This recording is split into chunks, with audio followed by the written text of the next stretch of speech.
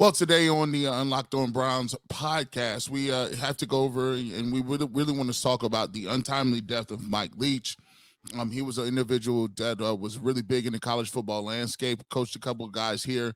So we'll touch on that tragic passing of him. At this time of the year, you're always talking about coaching changes and firings, and there's a lot of noise about one Kevin Stefanski. If you don't like him, well, you got any thoughts of bringing somebody else in? Who you got in mind? And then right now, the Browns still have an opportunity to have a 9-8 record.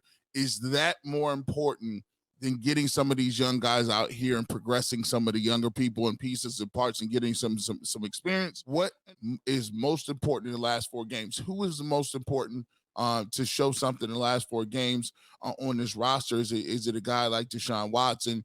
Do you want to see a Jerome Ford? Maybe you want to see a David Bell. There's all kind of playing time left for these guys. Who do you want to see something most from? And we'll do it all on the next episode of the Locked On Browns podcast. You are Locked On Browns, your daily Cleveland Browns podcast. Part of the Locked On Podcast Network, your team every day.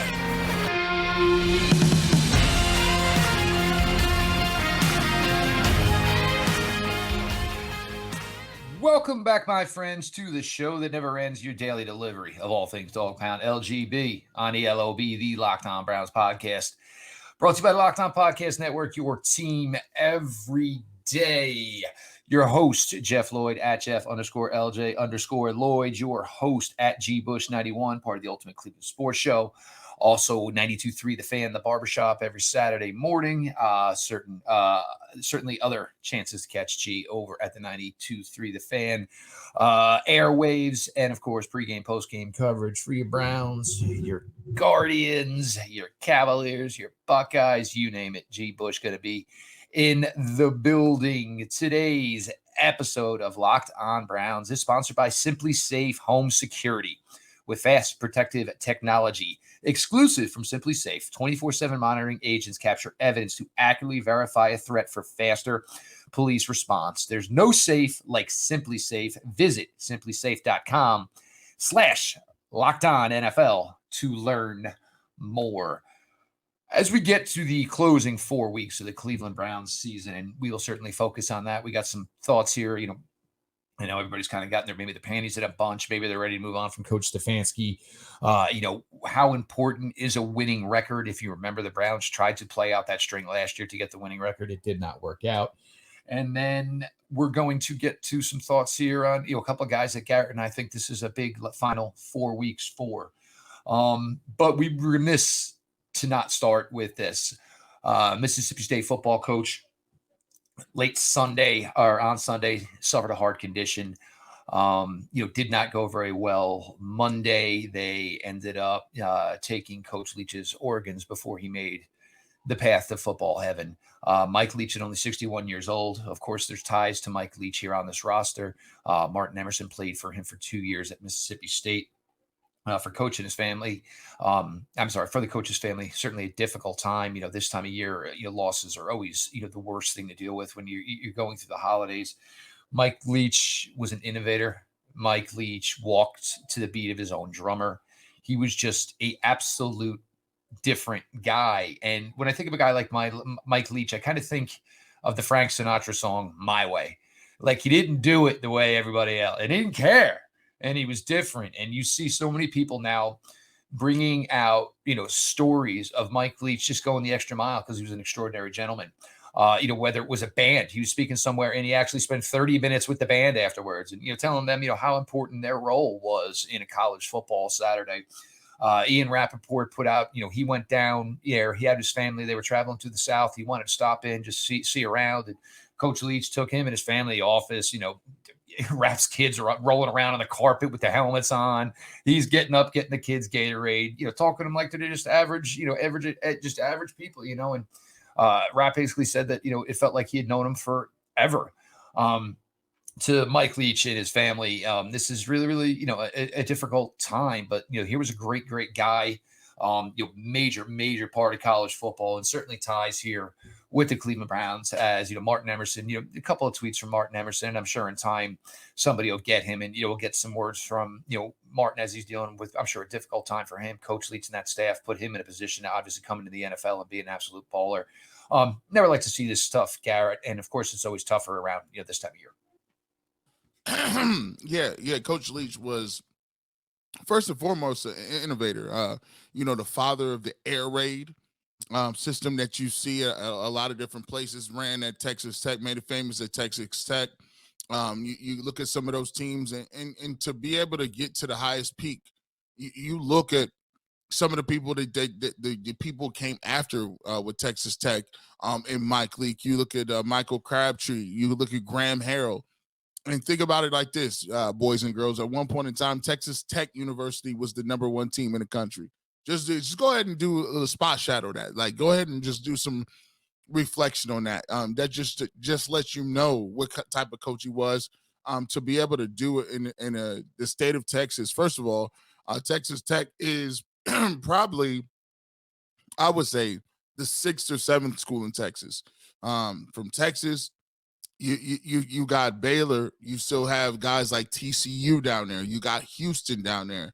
Look at all of the teams in Texas, and they just say, well, Texas Tech was number one in the country. You had Patrick Mahomes come from Texas Tech. You had Baker Mayfield, of course, playing at Texas Tech. A lot of different quarterbacks coming from there. And so you look at what he did, Washington State as well, Washington State Cougars. He was there for a period of time and then started his program at Mississippi State. So one of the characters, I would say one of the great characters in college football, great personalities. And you aren't able to see those personalities kind of take hold in the NFL as much as you do in college. But just a guy who contributed a lot to the game of football and will continue to be known as an innovator in the passing game, especially with what he did with the air raid. He will be missed, and prayers go out to his family, especially during the holiday season. And he will go down as one of the big names of college football. No question, and no question at all. And of course, for Mike Leach, one of his favorite quotes and basically his trademark quote, swing the sword, meaning, hey, are you doing what you need to do? And when you get your opportunity, you better fight like hell. Real quick, we'll get into this. Look, for the coach Stefanski and moving on if I see a lot of it on social media, and Garrett, it's a lot of this right now. Open it up, and then let me just close that, put that right back down. Look, the question for these things always are, who do you have in mind who's better?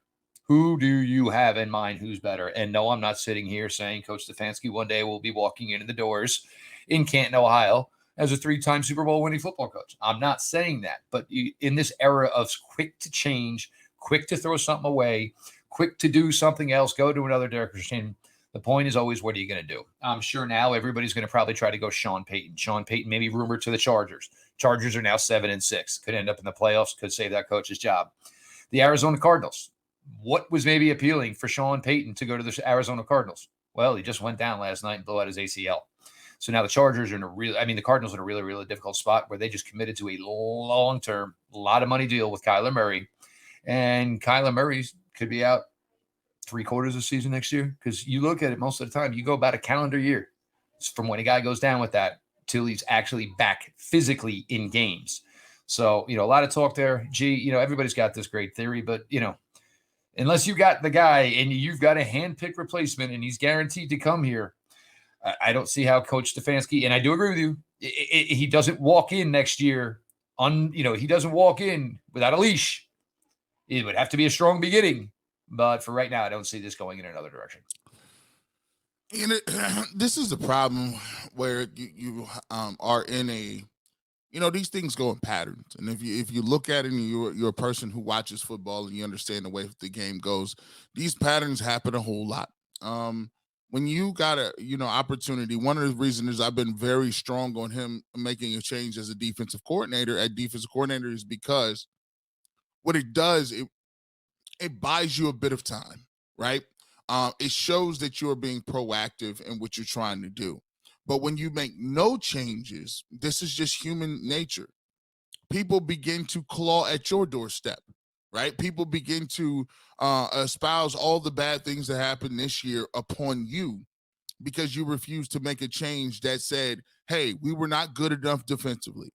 And sometimes when you point that out, what it does, it gives you an opportunity to say, hey, look, we weren't good enough defensively. We got a new defensive coordinator. We got a new direction we're going in here.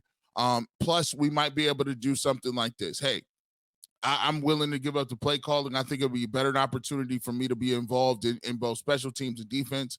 We're going to have a new direction. I want to make sure things are implemented over there correctly. I want to be involved in everything in the team. And I got faith in X, Y, and Z. Van Pelton coming in and taking them. Now, what happens is, what you look at is you now have a fresher taste in your palate, right? You now have Van Pelt working with Deshaun Watson. He has some new things that he wants to implement in concepts, right? Now it gives you a fresh breath, a taste in your mouth when you have new guys to talk about. Then you say, okay, we weren't going in the right direction. It gives people like Myles Garrett another opportunity to say, I either like what so-and-so was doing in the last 2-3 games, or I didn't like what he was doing. Once again, fresh breath of air. But when you don't make those decisions fast enough, what happens is, even if you move on and say, I'm going to get a new offensive coordinator, I'm going to turn over play calling, I'm going to get a defensive guy, now all those things look like they fall on Kevin Stefanski. And even though it may not have been Kevin Stefanski's doing, it just looks like he's inept and it was on him the whole time. So for me, I know good and well that they're not going to get rid of Kevin Stefanski during the calendar year this year. However, if I was Kevin Stefanski, he should think about certain things and think about making it easier on himself. To be truthful, go back and look before when they let Hugh Jackson go in the middle of the year. One of the couple things that happened was they got it moving a little bit. You got the defensive coordinator took over. You had the rise of Freddie Kitchens, and even though they didn't make the playoffs that year, it felt a little better, right? They went in with a little more momentum. And so, they're not going to get rid of him. They're going to give him they're going to give him his last 4 games, and they're going to give him the first 6 games of next year. But here's the part. If he's going to be under a lot of duress, and in the Cleveland Browns can't go 2-anything next year, or we'll be looking for another head coach. And that's just reality of the situation. Always a slippery slope, obviously, when you're talking about these type of things. I'm going to mix it up here a little bit.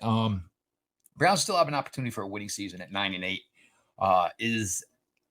Should that be their focus over the remaining 4 games? Or, is playing time for some of these younger guys who could be looking for bigger roles in 2023 more important? We'll get to that. Jeff Lloyd, Garrett Bush, your latest Locked On Browns. BetOnline.net is your number one source for sports betting info, stats, news, and analysis. Get the latest odds and trends for every professional and amateur league out there. From pro football to college bowl season to basketball and World Cup, we've got it all on BetOnline.net. If you love sports podcasts, you can even find those at BetOnline as well.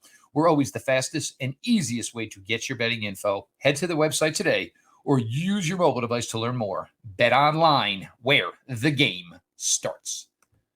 Welcome back to the Locked On Browns podcast. G. Bush at Jeff Lloyd with you as well.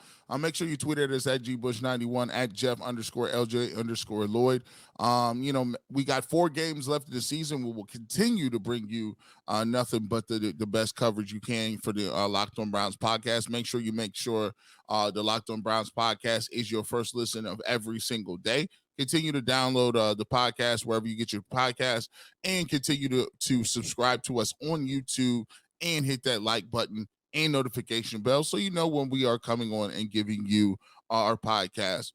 And this is probably, I think, the biggest question moving forward for us is, now that the playoffs are out of the way, looks like this team was not going to be in the playoffs. What do you do moving forward? How are you going to go about, constructing this roster? And what do you go about the main focus in aptitude? What are you guys looking to do here with the Cleveland Browns the next 4 games? You can do one or two things.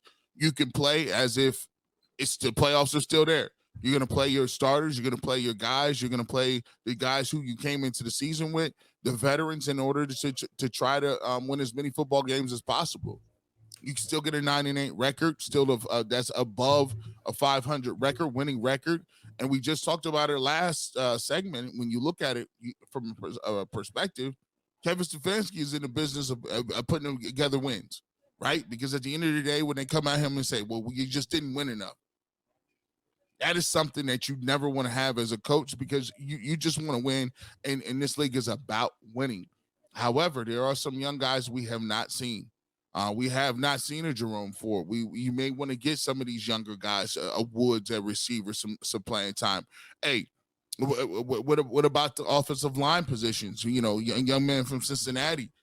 We really want to see him maybe at right tackle. And then you even have that mixed up. Conklin says he's going to be a Cleveland guy forever. So he's already kind of lobbying to keep his little spot. You know what I'm saying? So, you know, that's the thing when you talk about football is guys are going to, there's a very small line, a thin line between development and winning football games. And when you're out of it, sometimes you can go a little bit better if you play your young guys and still win. Because if you play the young guys and you win, I think you could get a little bit of bonus right there, because now you can see what you have for the future, as well as putting a win on the board and saying, hey, the cupboard isn't bare over here. Your thoughts, Jeff? This is where, I mean, for me, you can kind of maybe do a little bit of both. You can truly maybe do a little bit of both. You know, Amari Cooper, we know the hips bothering him. So maybe you limit, you know, the amount of reps he has to, you know, he's going to take. You know, Michael Woods absolutely should be playing more. David Bell should absolutely be playing more. I want to see Jalen Darden. You mentioned Jerome Ford. Here's an idea. Jalen Darden, and it's not really hard to get acclimated as a return man. Make him active starting this week. And guess what? Yes, Jerome Ford hasn't been bad as a kickoff returner, but we all know Kareem Hunt's contract's up. We know Dearness Johnson's contract's back up. We mentioned yesterday, G and I, that, you know, it seems like Demetric Felton does a lot of things, but actually get an opportunity to get the football in his hands. So Jerome Ford with 3 carries for 3 yards in a blowout against the Houston Texans to this point. And here's the other thing, though. These guys all have fresh legs. None of these guys are dealing with the bumps and bruises that a lot of guys are dealing with on this team. Woods, fresh. Bell, pretty much fresh. Jalen Darden, fresh. Jerome Ford, fresh. Give these guys an opportunity. For me, it's about development at this point. Maybe you play this week for real against Baltimore, because technically you still are breathing. You know, it's going to come down to, you know, even if they win 4 straight, it's some crazy math. Heck, it could involve a tie, a coin toss, somebody trading somebody or sacrificing a lamb or something. Who knows? But there, you know, when you're technically still alive, do you play like you were still alive? So, and of course the Ravens, and, you know, it's not fair within the division to basically say it's over here now and maybe give Baltimore a win in a situation where they're dealing with a ton of injuries, and, you know, Cincinnati maybe gets, you know, shafted. Not that we care. We certainly don't. But usually you're not going to treat that game like that type of thing. You're going to take it real. But for me, it's the importance here. And, you know, James Hudson, I absolutely agree with you. And look, for Jack Conklin, the talk is what it is. But he is free agent at the end of this year. We'll see where the Browns are at. James Hudson saves them a ton of money, minimal. I think Jack is making 8 and change this year. Hudson in year 3 will be less than $1 million. So you're saving $7 million if you do move on. And there is this thought process of, you know, where does Jed Wills go? I mean, are you slam dunk with Jed Wills over the next 4 weeks? Or is there a possibility you're going to move Jed Wills to right tackle next year, which means you're creating the opening at left tackle? You know, these are things, you know, you do want to get an eye on. A lot more Perion Winfrey down the stretch. Isaiah Thomas, Alex Wright, a lot more reps for those guys, because they're going to be crucial next year. And the Browns need to know, you know, how big the investment is they're going to have to go into some position groups. Linebacker, we're going to get to see him anyway. We ain't got a choice. JOK looks like he's done for the year now. I think the Browns are going to have more linebackers on IR than they're probably going to have guys that we know playing linebacker down the stretch. Sadly, that is what it is. You got to do what you got to do for the Browns. But, you know, you can maybe find a way to get both here. But I think the pouring in of maybe some younger players dominating reps probably doesn't start till the Christmas Eve game, Garrett.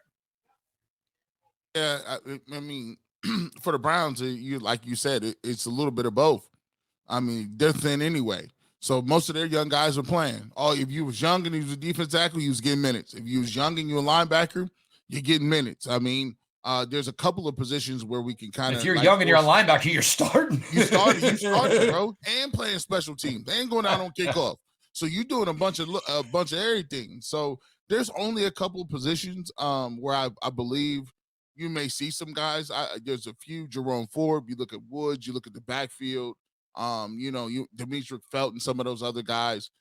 Just trying to get some of these younger dudes. But in the secondary, all those guys seem to be healthy. Ronnie Harrison probably won't be on this roster next year. So, if you got a safety or something you want to bring up or some practice squad guys you want to take a look at, now's the time to do it.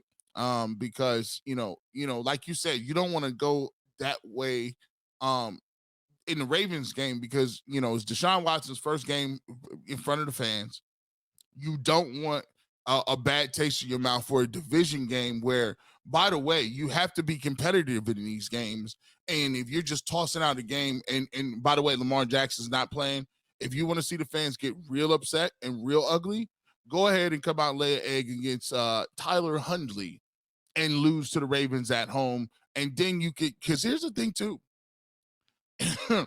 There's a thing said to be said. There's a Jimmy Haslam factor in this too.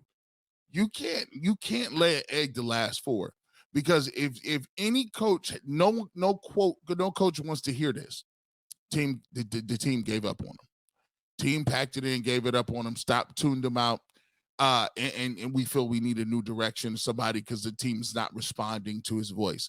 That's the worst thing that could happen. And so you can't go out and play a bunch of young guys and get smoked and then think you're gonna come back next year. You do have to put up a fight in these games, by the way.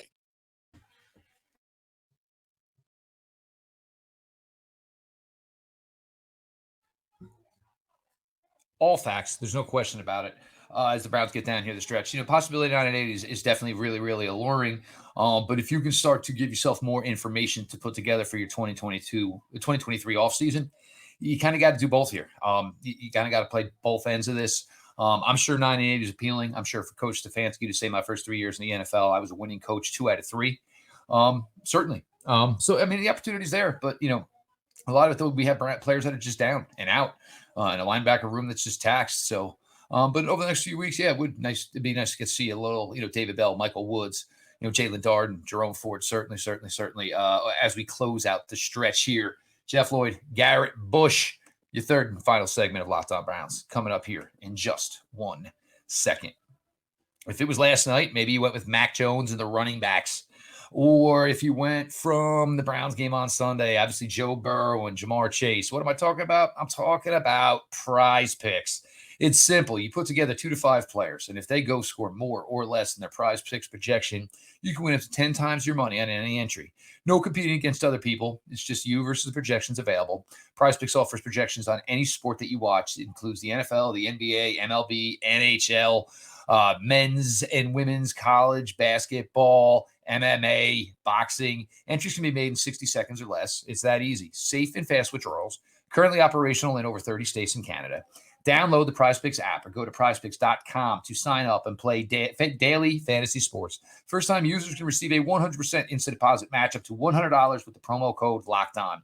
You deposit $100, PrizePicks gives you $100. You deposit $50, PrizePicks gives you $50. Do not forget to enter the promo code LOCKEDON at sign up for an instant deposit match up to $100. Welcome back to the Locked On Browns podcast. Last segment here with G. Bush and Jeff Lloyd. Make sure you guys are continuing to check out the podcast on YouTube. We're moving over there close to 4,000, very close. I think the next time we pop up, we might be at 4,000 subscribers on YouTube. Thank you for all your support throughout the year. As people don't remember, we started the YouTube thing fresh. So we started the YouTube with no YouTube presence, and we've been able to grow to 4,000, which is such a great blessing.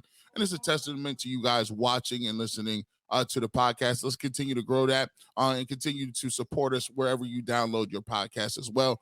Jeff, we talked about it last segment with guys, whether you go for 9 and 8 and there's an opportunity, small opportunity to make the playoffs. But, of course, that's a long shot. So, who are some of the guys that you're looking forward to showing you something in the last 4 games? I would be amiss to say the number one guy I'm looking forward to seeing something from is obviously Deshaun Watson. You got 4 more games left to go. I thought he really showed some improvement from his first game into his second game. And the one thing I can say is, look, there's been some times where Coach Stefanski, I think, has had some questionable calls. During this process, it's the last 4 games. It's time to open this thing up. If you want to see, some concepts from him, if you want to see some 4 wide stuff, if you want to see some deeper routes or whatever you can give, it's time to open this thing up. And I'm looking for something from Coach Stefanski as well, right? Your offense and the way it was predicated for so often during the Baker Mayfield era and as well as the Jacoby Brissett, you don't have to have those type of offenses. You don't have to come out and run 3 tight ends with all these different people. You don't need some of the ground and pound stuff. Let's get into an open set where you got a quarterback and let's get him ready for some of the stuff he's going to see. So for me, Coach Stefanski, his evolution as a play caller, I want to see more. I want to see Deshaun Watson, his evolution as a quarterback, getting comfortable. There was a deep over route that he kind of got intercepted by Jesse Bates. That was a timing issue where he threw the ball too late. If you're out there, you see it, let's do it, see it, let it go, and work on some of those things, man. That's where we need to be at. We need to get our offense and we need to get our situation throughout the whole situation back and ready to go, where we are a competent offense, where we can get the ball and we can score if we need to in a hurry. I put it to you like this. There was a situation in which we were looking to get the ball and we were going down at the end of the game. It took us 5 minutes to matriculate the ball down the field to get in field goal range. You know what that tells me? That tells me that the pacing of the plays are not in. It tells me that we don't have 2 or 3 plays ready to go if we do hit on a route. And it also shows me that the way we move the ball up and down the field as far as our route combinations are way too short. It's not going to get it done. And I just believe that we need to be working on those things as well. And I'll throw you one last person out there. I really do want to see a Jerome Ford. At this point, I know Nick Chubb might want to, he might want to get over his yardage, and there's a lot of people close to a lot of yards. You got DPJ close to 1,000. I'm sure Amari Cooper wants his 1,000. I'm sure Nick Chubb wants to get 1,300, 1,400. I want to see a little more Jerome Ford. If you're looking at Kareem Hunt and he's phased out a little bit, the worst thing that you can happen for Kareem Hunt, you go to Kareem and tell him, look, we want you to have an ability to work out in the offseason, get in with a program. The worst thing that can happen for you if you're not going to be on the team is go out there and get hurt. And we got to see you carted off. And then all of a sudden during the offseason, you got to be rehabbing instead of getting better and going and working for another team. We're going to play this young guy, but we know what it is, right? So those are the 3 guys that I would probably say that I want to see something from. I've always, with Ford, and I agree with you here on this, and this is one thing we always talked about with, a player like Demetric Felton, who was basically the 4.5 running back and the 5.5 wide receiver. Jerome Ford, you need to know whether or not he can make the jump from running back 4 to running back 2 next year. Dearness Johnson, not going to be here. Kareem Hunt, not going to be here. If you needed to know where Kareem Hunt's game is, they ran that 4th and 1 with Kareem Hunt on Sunday. They lined him up as a traditional fullback because Kareem just ain't got the explosion right now. And they knew if they let him line up where they normally would line him up, he probably would have never gotten the line of scrimmage. Where they lined him up is why he beat Mike Hilton, who was on his ankles, but Kareem is still able to fall forward. That doesn't happen if Kareem's lined up as a traditional running back. It tells you maybe there's a question about how much juice is left there. For me, it is Jed Wills. Can we string together a final 4 strong games here? Because then it becomes, wow, we have a lot of names that could possibly play right tackle next year. Jack Conklin, Hudson, Jed Willis, and it creates the opening of, are we going to have to find a left tackle? Perrion Winfrey, and Perrion struggled early in the year, and a lot of it seemed like it was maturity, conducting himself like a pro football player should conduct himself. But now that it seems like the message is on and received, he's playing at a much better pace. One of those things where you always say, don't think, just play. And I think you're starting to notice that a little bit more with Perrion Winfrey. On the defensive side of the ball, the young guys, they've either played or they're forced into playing time. It's really a little bit more different on that side of the ball here. But yes, some Alex Wright continue with his development.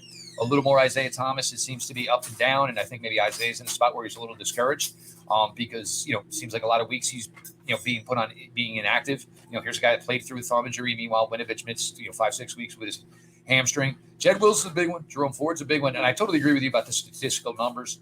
They mean a lot to these guys. They truly do. And for Donovan Peoples-Jones, there is this thing at the end of the NFL season where if you're on your rookie contract and you significantly outplayed what you get paid on a rookie contract, you get money. And Donovan Peoples-Jones could be looking at a serious, nice payday at the end of this year as being on the third year as a former 6th-round pick of his rookie deal. Donovan, those numbers mean money, and that could be a good chunk of change for DPJ. But there's certainly some guys we're looking here to close out this year strong. Hey, if the Browns finish 9-8, that's fantastic. But there's still business that needs to be done as far as getting evaluation on this team, prepping for the 2023 offseason. He's Garrett Bush, Ultimate Cleveland Sports Show, Monday through Friday, 11 to 1. G. Bush a little banged up today. I'm sure he'll be there, busting out with all the knuckleheads tomorrow. Make sure you're checking it out. The Barbershop, Saturday morning, always in attendance. You will find him at 92.3 The Fan. Certain other instances where you definitely catch G, associated with the Fan. Post-game coverage, pre-game coverage, whether it's Browns, Guardians, Buckeyes, Cavaliers, you name it, G. Bush will be there to give you the takes. Myself, Jeff Lloyd, at Jeff_LJ_Lloyd. Throw a follow there. The show at Locked On Browns, follow back account. We appreciate each and every one of you who make Locked On Browns your first listen every day, whether it's on your favorite podcast platform, here on YouTube. Make sure you subscribe. You got your notifications on. Throw us some likes on the episode, guys. It just helps promote the show as we're now under 50 followers away from our new elusive 4K. So help us out. Help us reach that benchmark. And, of course, the Roku app. Search Locked On Cleveland Sports. You will find us. You will find the Locked On Guardians podcast, Cavaliers, and, of course, G and the homies over at the Ultimate Cleveland Sports Show. This has been your daily delivery of all things Dog Pound. LGB on the LOB. Let's go Browns.